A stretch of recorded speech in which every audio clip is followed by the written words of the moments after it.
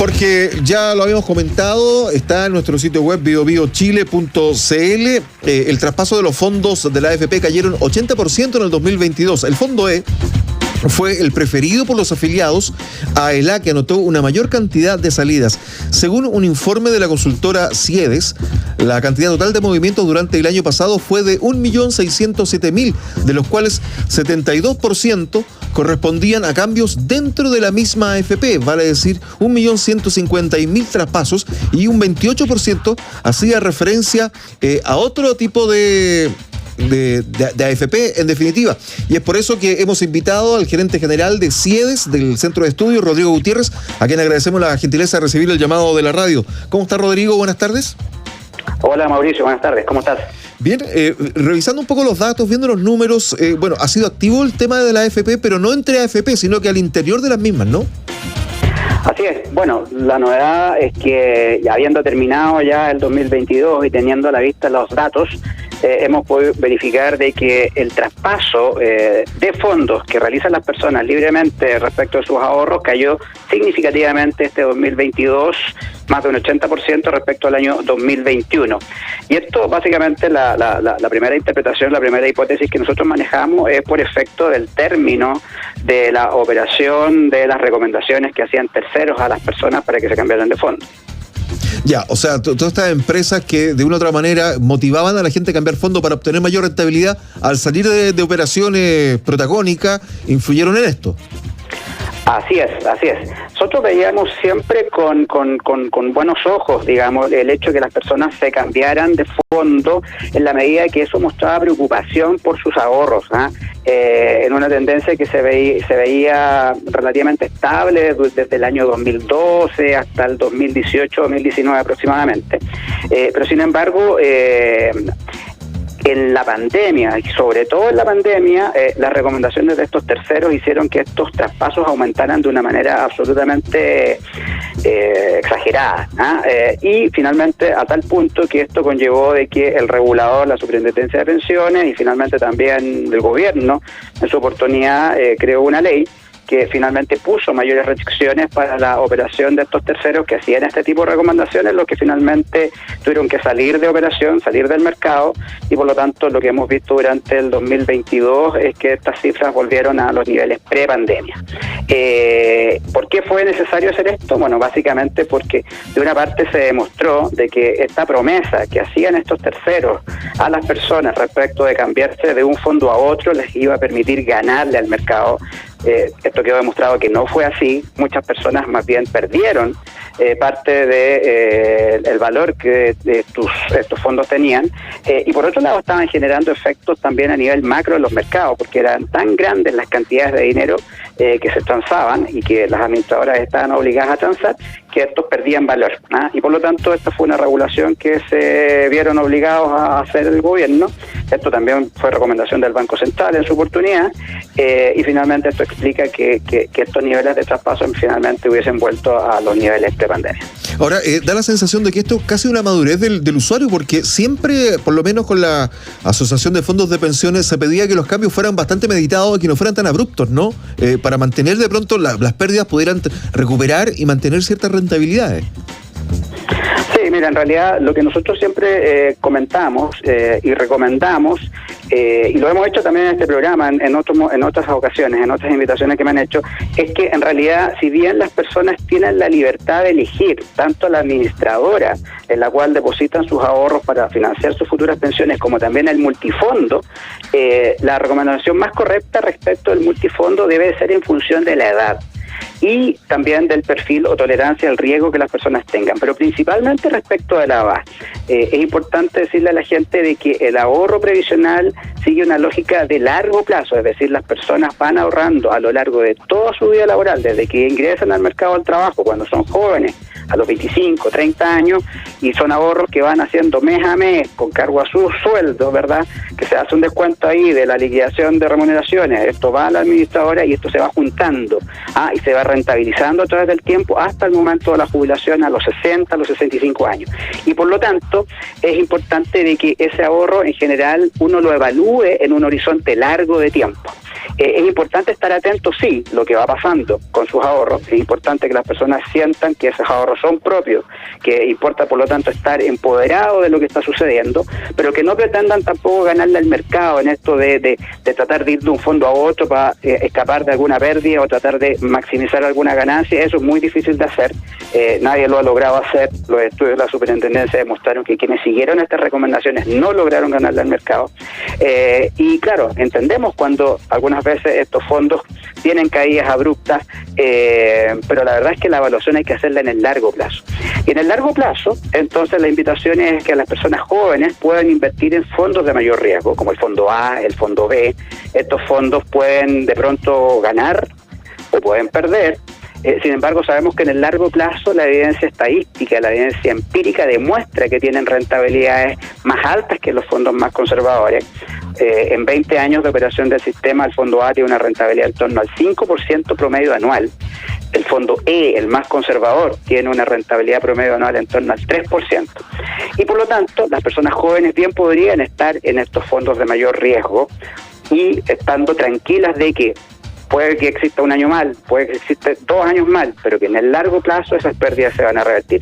Y el mensaje es, luego, en la medida que van avanzando hacia la su edad de jubilación, puedan entonces ir transitando hacia fondos más estables, fondos más conservadores, como el fondo D o el fondo E, por ejemplo. Esa es la recomendación general.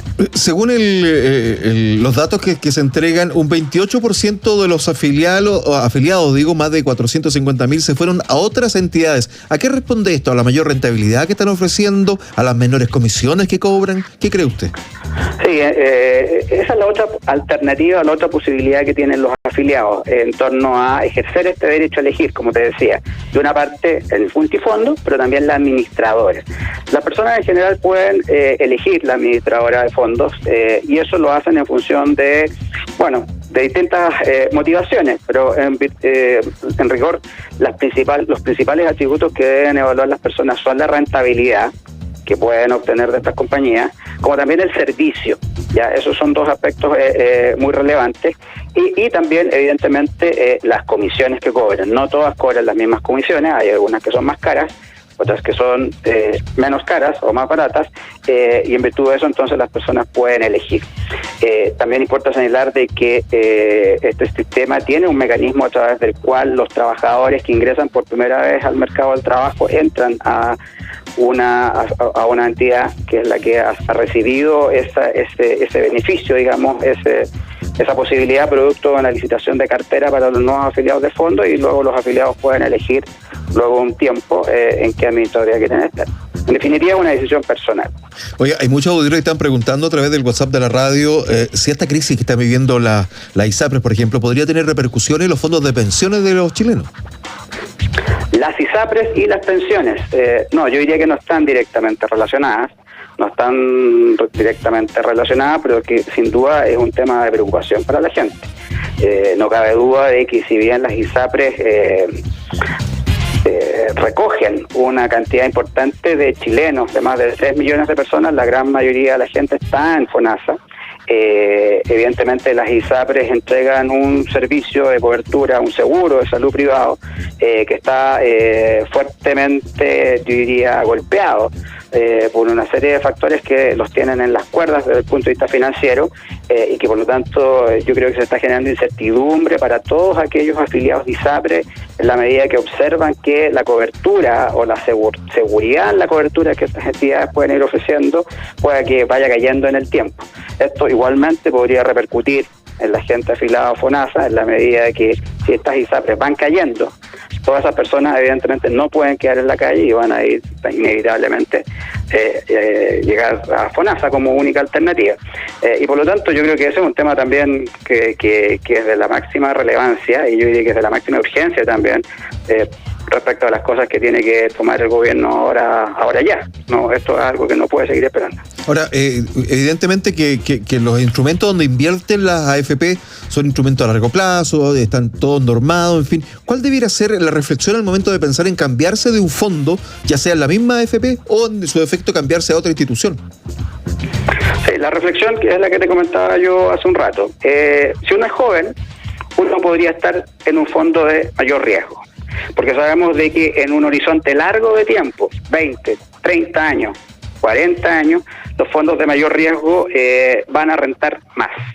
Y por lo tanto, si bien estos fondos pueden tener resultados negativos un determinado año o 2 años, sabemos que estos se van a revertir. En general, las crisis más duras, por ejemplo, la del 2008, en la crisis subprime, el fondo A cayó cerca de un 50%, sin embargo esas pérdidas se revirtieron y si uno evalúa el fondo A en un horizonte de 20 años, el promedio es 5% anual. Por lo tanto, en definitiva, ese es el mensaje y en la medida que las personas van aumentando en edad, ya pasan de los 30 a los 40, a los 50 y se acercan a la edad de jubilación, entonces vayan transitando hacia o se vayan cambiando hacia fondos más conservadores que, si bien puedan tener menores rentabilidades, se espera que estas sean más estables en el tiempo y por lo tanto no se vean afectadas eventualmente por pérdidas en un determinado año en el momento de jubilar. Algún auditor dirá, bueno, pero eso no es lo que pasó hace un par de años atrás, y eso es cierto. Vivimos durante el 2021 una pérdida histórica para el fondo E. El fondo E tuvo una caída del 13% y evidentemente un resultado absolutamente excepcional, absolutamente anómalo, pero ahí lo que habría que decir es que efectivamente eso ocurrió en tiempos excepcionales y en tiempos totalmente anómalos. Estamos viendo que el año 2021 fue un año de salida parcial de los efectos globales financieros que tuvo la pandemia y también de efectos en el mercado local, fuertemente afectados por lo que significó también el retiro de fondos previsionales. Los retiros de fondos previsionales, nosotros en su momento nos opusimos a ellos, dijimos esto va a generar efectos negativos y así fue. Uno de ellos, la inflación, y también significó en aquel entonces, para el 2021, una caída significativa también en la rentabilidad de esos fondos. Ahora, aquí hay muchos auditores, Rodrigo, que nos preguntan, claro, un factor importante decidor es la edad, es decir, cuando se es más joven, tener los fondos de mayor riesgo, porque hay mayor tiempo para recuperar pérdidas y obtener mayores utilidades con el poco fondo que se tiene, y los que tienen más edad, ¿no es cierto?, los más conservadores. Pero ¿quién podría sugerir un cambio de fondo? ¿A quién debieran escuchar nuestros auditores? ¿Qué datos debieran tener claro, más allá de la edad, para poder tomar una determinación de este tipo? No, la otra recomendación es que las propias personas evalúen cuál es su tolerancia al riesgo. Lo que la gente del mundo de las finanzas dice, cuál es el perfil de riesgo de las personas. Hay personas que legítimamente pueden aceptar o pueden soportar, digámoslo así, bien en simple, para las personas que nos escuchan, que su fondo puede subir o puede bajar. Y hay otras personas otras que no lo soportan, digamos, que ven de repente un mes a otro mes, miran la cartola, miran la web, miran la aplicación al teléfono y ven que el fondo cayó y simplemente no lo soportan. Esa es una persona que probablemente es aversa al riesgo y el que lo ve y no le pasa nada porque sabe que se va a recuperar es una persona que tolera mejor el riesgo. Eso podría hacer que una persona esté dispuesta a tomar más riesgo que otra. Pero eso es en el margen.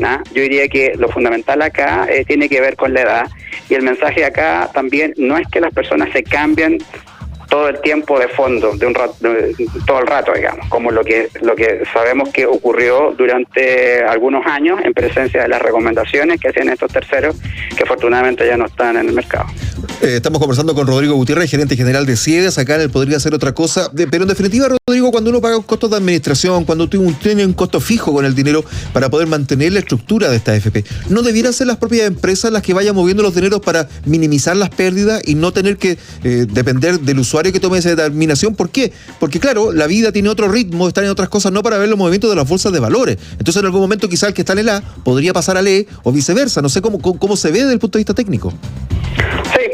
Bueno, es que bajo esa lógica, o bajo la lógica del derecho a elegir el fondo, uno tampoco debe estarse cambiando a cada rato, digamos. O sea, uno podría cambiar, son 5 fondos y en 40 años uno podría decir, bueno, solamente me cambiaré de fondo unas 3 o 4 veces en la vida. Eso sería la problemática a la cual estarían enfrentadas las personas y más bien, quizás en lo fino, buscar el mejor momento para hacerlo, y no cambiarse justamente cuando hace la pérdida día, sino que cambiarse cuando está en la punta de la ola y no por debajo de la ola. Son cuestiones que uno eventualmente ahí podría agregar algún grado de dificultad a la decisión. Eso es cierto.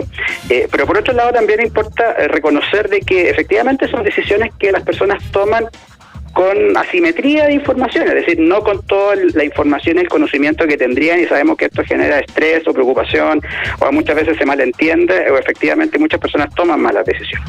Y es por eso que también en este caso el gobierno, en este proyecto de reforma actual, está planteando una reforma al sistema de los multifondos, derechamente está proponiendo eliminar los multifondos, y me parece que es una propuesta que requiere toda la atención, que hay que discutir bien, porque en definitiva lo que propone la reforma que corresponde que se discuta en el Congreso en los próximos meses, apunta a la creación de los llamados fondos generacionales, es decir, ya la persona mete la plata en una administradora y la administradora lo que hace es que el fondo en el cual está esa persona es el que va cambiando su composición en la medida que el tiempo va avanzando. ¿Te fijas? Entonces, en el fondo, la persona no se cambia de fondo, es la administradora la que cambia el fondo o la composición del fondo desde uno de mayor riesgo a uno más conservador en la medida que el tiempo avanza. Rodrigo, le quiero agradecer. Sí, perdón, continúa. Sí, y bueno, y para cerrar, y por lo tanto, eso evita que las personas tomen malas decisiones, pero eso tiene como contrapartida también el hecho de que la persona ya va perdiendo también su capacidad de elegir respecto de lo que quiere hacer con su dinero, y por lo tanto, ahí también hay una cosa por otra que las personas que se tendrán que evaluar en su momento. Rodrigo, le quiero agradecer la gentileza de recibir el llamado. Muchas gracias. No, gracias a ti. El gerente general de CIEDE, Rodrigo Gutiérrez, conversando con nosotros en Podría Ser Otra Cosa. Y vamos de inmediato al departamento de prensa, Gabriela Vallejos. Así es, tenemos información de carácter policial con una de nuestras unidades móviles, Carlos Godoy.